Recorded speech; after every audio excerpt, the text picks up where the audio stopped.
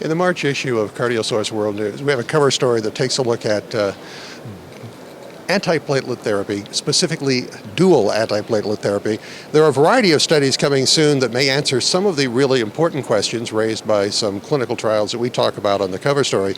But I'm talking specifically about DAPT and another study called PEGASUS, and I'm with Dr. Laura Morey, who is the Associate Professor of Medicine at Harvard Medical School and the Chief Science Officer at HCRI, which is the Harvard Clinical Research Institute. Now, in the case of DAPT, tell me what the question is you're trying to answer. Sure. Well, as you probably know, there's been tremendous variation worldwide in how long patients are treated with aspirin plus a medication like clopidogrel or other thienopyridines after coronary stents are placed, because we don't really know what the appropriate duration should be in terms of preventing late stent thrombosis or other cardiovascular events. And so it's remained really a problematic question for cardiologists worldwide. Now, the acronym DAPT stands for pretty much what you would expect the acronym for this trial to stand for. In terms of how many patients are you looking at, and when are we expecting some data, and just tell me a little about the trial. Sure. So we enrolled 26,000 patients worldwide. It was an incredible trial to run together with my co-PI, Dean Kariakis, because sites were so enthusiastic about participating in this. And we really had very broad inclusion criteria, so there are patients who are quite complex in the trial, lots of patients with acute coronary syndromes and diabetes. A real-world population. Really a real-world population, that's right. And it also represents a great variety of different types of approved stents. So the majority are everolimus-eluting stents, but we have a whole range of 4 different approved stents that are included in the trial. And also different types of thienopyridines, clopidogrel and prasugrel. So patients were enrolled, and then after the first year of follow-up, they were randomized if they were still eligible. So we have the observational period and then the randomization phase. So the primary analysis is really to compare 1 year versus longer dual antiplatelet therapy after coronary stents. And we expect to have the results this year, very soon, because we're right now in the final phases of follow-up. So it should be here in the fall.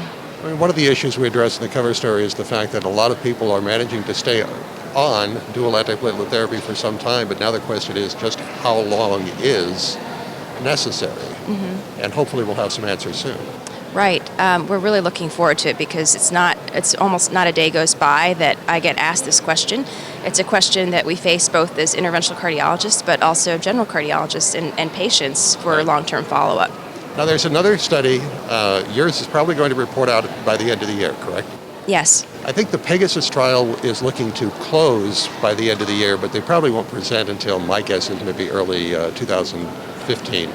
In the case of PEGASUS, what are they trying to do? Do you remember?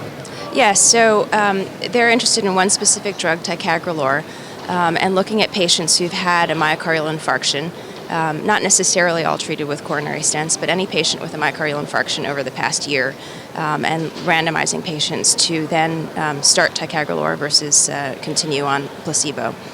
As you might imagine, being associated with the ACC, we tend to recommend that people follow the guidelines.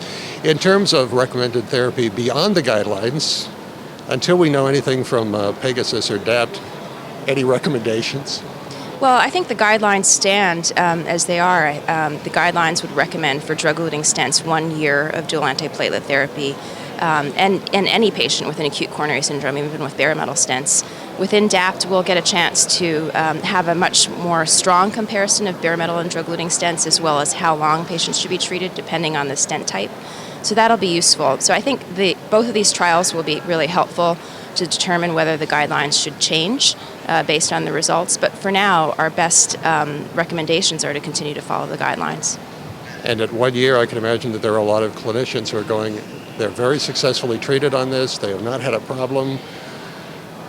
Why not continue on it? Right. And that's the issue that we're trying to solve. Exactly.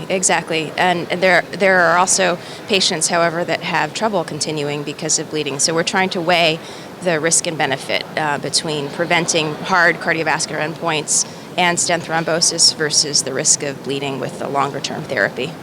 Well, the cover story is the March issue of Cardiosaurus World News, and there is some definite details that will be coming out towards the end of the year with DAPT, and probably the end of the year or more likely the beginning of 2015 with PEGASUS.